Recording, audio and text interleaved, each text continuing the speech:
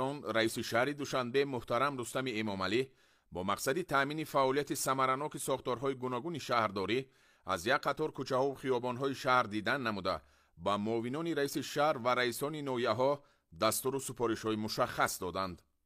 همچنین به مسئولین سفارش داده شد که برای سری وقت تازه نمودن برف از نزد بنا و کارخانه و مغازه و فروشگاه‌ها کاربری نموده، بهره آماده نمودن کانال و سیل پرتاها و سری وقت تامین نمودن ساکنان با آب آشامیدنی و نیروی برق و گرمی چاره‌های سودمند اندیشند. همزمان با این سفارش داده شد که کارهای فهماندهی را میان همه قشرهای جامعه بهره ثمرناک استفاده بردن قوه برق و صرفه و سرشته‌کاری تقویت بخشند.